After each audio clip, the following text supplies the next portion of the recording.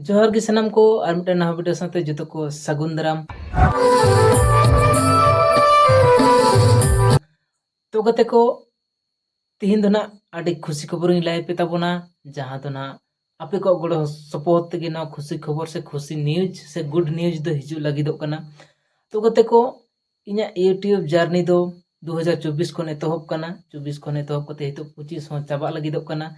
मेनखान नित हरिते पूरा सक्सेसफुल दो बांग ᱧᱟᱢ हुई कना। मेनखान आपे गड़ो पे एम कदिन ताबोना नवा लगी ते आयमा सराव आडी सरहाव एमा आपे कना जहां दो ना मने ते दो बाñ बुझाव दाड़े हचो आपे कना।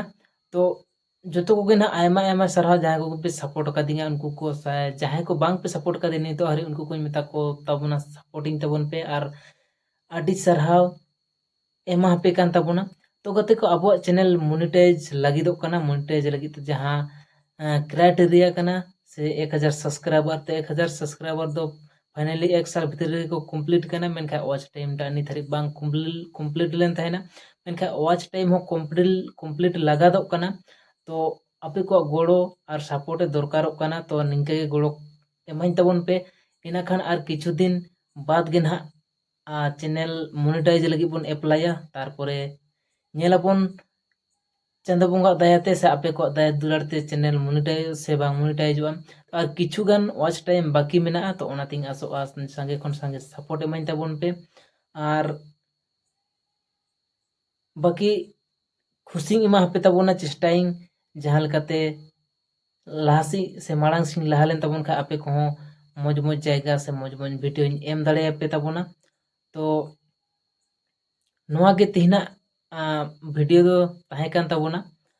तो ओनागी मेना संगे को संगे सपोर्ट एमाइन ताबोन पे। तो जहां लकाते ना चैनल जुदी मोनेटाइज लेन खान दो ना आपे को खुशी रस्काñ एम दाड़े आपे ताबोना।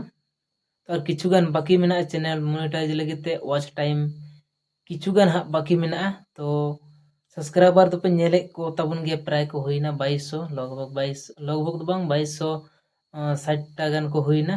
तो नो गे तीन आपे तो मैसेज एम सानिन कान ताहेना से लाई सानिन कान ताहेना नोंका गे संगे गोड़ो और सपोर्ट एमाइन ताबोन पे।